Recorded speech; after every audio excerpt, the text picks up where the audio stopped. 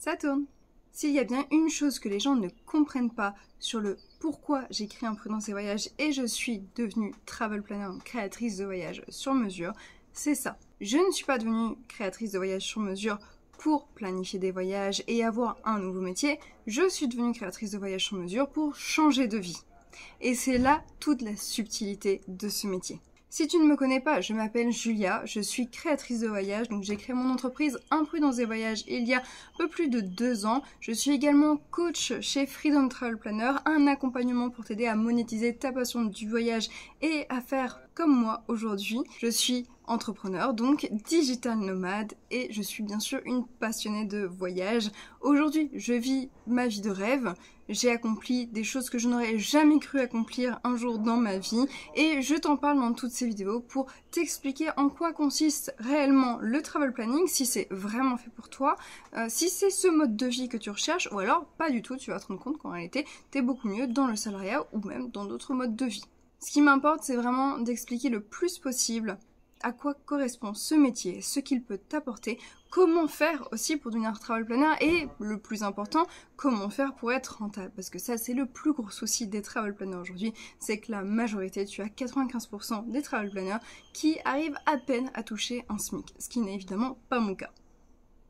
Dans cette vidéo, je vais t'expliquer tout ce qui a changé dans ma vie grâce à ce métier. Alors bien sûr, ce travail me plaisait, en tout cas m'attirait. Je ne savais absolument pas si j'allais m'épanouir dans le travel planning, mais du moins je me disais que ça pouvait être sympa.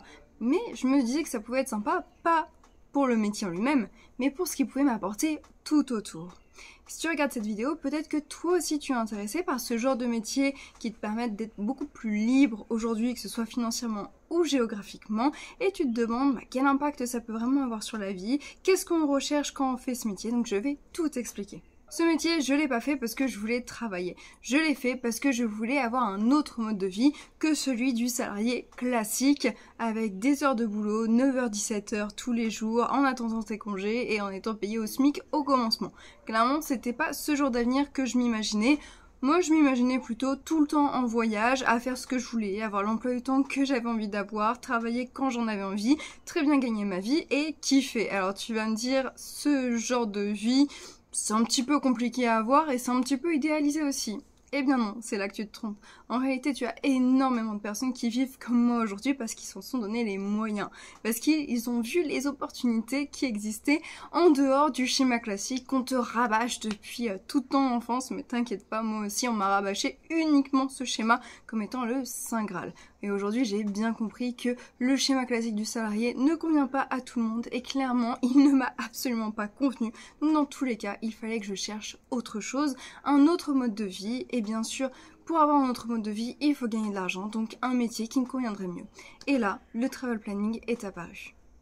Le travel planning, c'est un métier dans l'entrepreneuriat. Tu n'es pas salarié, tu es entrepreneur.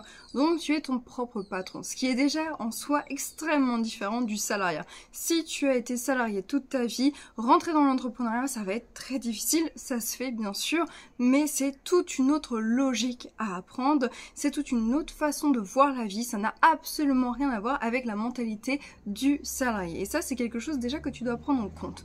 Donc tu as certaines personnes, des fois, qui viennent me voir et qui me disent qu'ils sont intéressés par le métier de travel planner parce qu'ils aiment planifier des voyages. Et au fur et à mesure de la discussion, en fait, je me rends compte qu'ils sont plus faits pour être agent de voyage dans une agence de voyage plutôt que d'être travel planner parce que tout simplement l'entrepreneuriat, ce n'est pas fait pour eux. Le travel planning, ça m'a apporté quelque chose pour moi qui a été essentiel pour kiffer ma vie. Avant d'être travel planner, j'étais une salariée, j'étais architecte dans une petite boîte de maison conteneur. Je détestais mon boulot et je le détestais surtout pour une raison en particulier, c'est que je devais respecter des horaires de travail et que je n'étais absolument pas libre de mon temps. Et ça, je ne pouvais même pas m'imaginer faire ça toute ma vie jusqu'à ma retraite. Donc je cherchais déjà dans un premier temps un métier qui me permettrait d'avoir des horaires beaucoup plus flexibles, avoir une certaine liberté, une certaine autonomie que je n'arrivais pas à avoir en étant une simple salariée. Aujourd'hui, je vis actuellement sur l'île de la Réunion jusqu'à au moins février. Par la suite, on partira en Thaïlande, ça c'est la destination que je veux absolument faire. Je suis donc totalement libre, mes journées je les fais comme j'en ai envie. Je me réveille surtout quand je veux et ça pour moi c'est extrêmement important. Je déteste avoir un horaire de réveil, c'est vraiment insupportable à part quand il faut prendre l'avion pour partir en voyage. Donc vraiment en termes de liberté, bien sûr, je suis archi libre, de toute façon je suis mon propre patron. Donc c'est moi qui gère mon emploi du temps comme j'en ai envie. Autre chose qui a énormément changé dans ma vie, c'est que j'ai toujours cherché, comme beaucoup, je pense, un métier passion. Et en même temps, j'avais peur du piège du métier passion qui devienne un calvaire. Ça m'est arrivé déjà plusieurs fois par le passé. En devenant travel planner, j'ai fait de ma passion mon métier, mais surtout, je n'en ai pas fait un calvaire parce que je gère mon emploi du temps comme j'en ai envie et surtout le voyage ça reste vraiment une grande passion et quand je voyage en fait je travaille et en même temps je voyage. Très souvent on me demande mais comment tu fais pour travailler et voyager en même temps? C'est un rythme à prendre, c'est un emploi du temps à créer et à gérer, à adapter selon toi, mais en tout cas ça se fait très très bien et dans tous les cas moi je travaille toujours quand je voyage vu que j'ai une boîte à faire tourner, ça n'empêche que je profite à fond. Par exemple, la semaine prochaine, on sera à Maurice. Je sais très bien qu'il va y avoir des journées off, mais que je vais pas pouvoir m'empêcher quand même de travailler un petit peu. Donc, le métier passion reste un métier passion et ça, c'est trop bien. Et bien sûr, dans les gros avantages, c'est que tu voyages beaucoup. Alors ça dépend de chacun évidemment, j'ai des apprenants qui voyagent très peu, j'en ai d'autres qui voyagent aussi beaucoup comme moi. Moi j'adore voyager et surtout, ça c'est notre façon de travailler, mais nous on travaille vraiment avec un réseau mondial. Donc ça nous permet d'avoir des voyages à des prix cassés, voire des fois des voyages gratuits. Et ça c'est plutôt chouette, surtout quand tu voyages énormément. Et ça, c'est vraiment un des avantages qui est incroyable quand tu es travel planner. Et enfin, la dernière chose qui me vient à l'esprit, qui est pour moi aussi extrêmement important dans notre richesse intellectuelle, c'est que le travel planning, ça me permet de toujours m'enrichir justement intellectuellement. Et ça, c'est quelque chose que je n'avais jamais trouvé ailleurs. C'est un métier dans lequel tu apprends toujours, tu te développes toujours, tu rencontres toujours de nouvelles personnes, parce que forcément tu travailles avec le monde entier, donc tu vas rencontrer plein de partenaires partout, et c'est extrêmement riche. Il y a 2 ans par exemple, je suis allée rejoindre mon partenaire au Vietnam, ils m'ont invité chez eux, on a mangé et bu ensemble, ensuite ils m'ont fait une cérémonie typique vietnamienne, ils m'ont habillée dans leur tenue traditionnelle, on a fait des shootings ensemble, on est allé manger dans les restos typiques. C'est ce genre d'expérience que tu ne peux pas forcément vivre quand tu voyages juste tout seul sans avoir une entreprise de voyage évidemment avec toi. Et ça, ce sont ce genre de moments que j'adore et ça me permet toujours de m'enrichir intellectuellement. Et ça, c'est incroyable. Maintenant que je t'ai montré tous les avantages, ou en tout cas les avantages principaux, je t'ai pas parlé du côté financier, mais clairement côté financier ça n'a absolument rien à voir quand j'étais salariée, je gagne beaucoup mieux ma vie maintenant, mais j'ai quand même envie de te parler d'un aspect pour quand même te faire redescendre un petit peu sur cette vie rêvée. Parce que oui, tout ce que je te dis, et je sais très bien que ça te fait rêver, quand je parle de mon métier et de mon mode de vie de manière générale aux gens, ils ont des étoiles dans les yeux, mais le truc qu'on ne prend pas souvent en compte, c'est le prix à payer pour ça. Ou plutôt, toutes les difficultés que tu vas devoir surmonter pour arriver à cette vie-là. Et ça, en fait, tu as très peu de personnes qui y arrivent aujourd'hui, très peu de personnes qui sont suffisamment assidues, passionnées et motivées pour aller jusqu'au bout et affronter les difficultés de l'entrepreneuriat. Parce que le truc, c'est que l'entrepreneuriat, ce n'est pas quelque chose de stable en soi.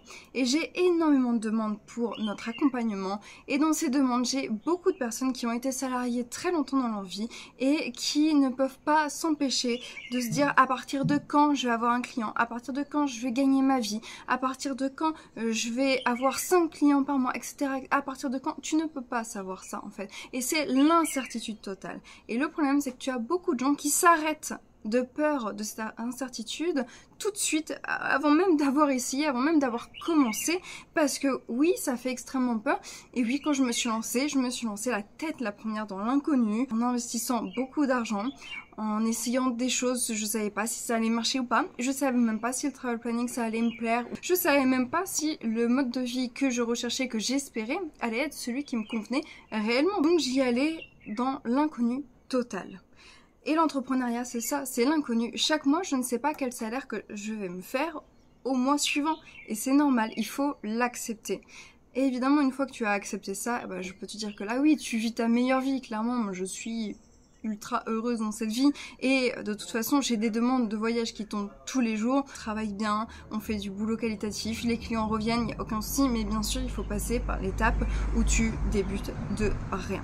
Alors si je devais te donner un conseil si tu veux te lancer dans l'entrepreneuriat, parce que j'imagine que là j'ai dû te faire super peur et c'est normal, ça fait super peur. Si tu n'avais pas super peur en te lançant dans l'entrepreneuriat, ce serait très bizarre. Mon meilleur conseil, si tu veux te lancer, que ce soit le travel planning ou un autre domaine dans l'entrepreneuriat, que tu veux lancer ta boîte, c'est surtout, si tu n'y connais rien au business, fais-toi accompagner. Fais-toi accompagner par des mentors, par des coachs, par des gens qui ont réussi dans le domaine que tu vises, des gens qui peuvent te guider vers le droit chemin, qui peuvent te dire quand tu fais les choses de travers, parce que toi tu ne le verras pas et toi, en tant que débutant, tu penseras avoir raison sur tout et tu penseras que tu fais les bonnes choses. Je connais des gens qui n'ont eu aucun client en tant que travel planner pendant 2 ans parce qu'ils n'ont rien fait correctement du début à la fin.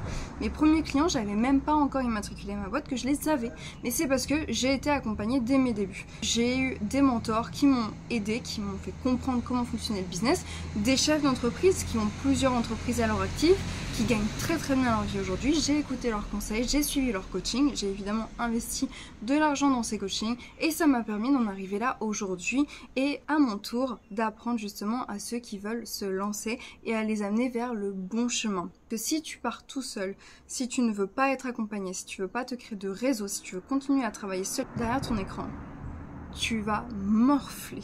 Tu vas morfler et tu vas galérer financièrement, quitte à abandonner au bout de 2-3 ans, voire moins parce qu'il y a beaucoup de gens qui abandonnent avant. Et dernier petit conseil très important, en plus d'être accompagné, d'avoir un coach, un mentor, voilà, d'être dans une structure qui est compétente et qui a prouvé qu'elle l'était, crée-toi un réseau. Si c'est pas déjà fait, crée-toi absolument un réseau. Ne travaille absolument pas seul. Un entrepreneur qui travaille seul, c'est un entrepreneur qui ne sera jamais rentable. Aujourd'hui, moi je travaille avec énormément de monde, que ce soit dans le monde entier, dans les différents pays, ou mon équipe proche, ou mes apprenants qui deviennent des travel planners et qui on peut travailler par la suite. Bref, je travaille avec beaucoup de monde et je continue encore aujourd'hui d'élargir mon réseau. Parce que c'est en ayant un gros réseau que tu vas pouvoir faire beaucoup d'argent et vraiment bien vivre de ton entreprise. Donc mon meilleur conseil, si tu veux te lancer et si surtout ce mode de vie t'intéresse, n'y va pas à la wall again. Vraiment, ça c'est le pire truc à faire. Ne commence pas à te dire vas-y, je vais créer un site internet, je vais créer un Insta et puis les clients ils vont venir à moi. Non. Si ça fonctionnait, tout le monde serait riche. Mais comme tu peux le voir, tu as très peu de personnes qui deviennent riches et tu n'as aucune personne qui a envie en faisant comme ça. Ça, ce ne sont que des actions passives qui ne t'amèneront jamais de clients. Et ça, c'est une question de marketing. Et nous, on l'apprend dans l'accompagnement, comment justement avoir des clients. J'espère que cette vidéo t'a plu. Si tu l'as aimé, n'hésite pas à me laisser un petit j'aime, un petit commentaire si tu as des questions, n'hésite pas, on me répond. Enfin, j'ai mon équipe qui répond sur la chaîne à toutes les questions. Donc n'hésite pas, tu peux me suivre aussi sur les réseaux pour voir mes aventures, que ce soit dans mon parcours entrepreneurial ou chez Imprudence des voyages, où je montre beaucoup les voyages que je fais, mais aussi beaucoup les voyages de mes clients également. Et puis nous, on se dit à la prochaine.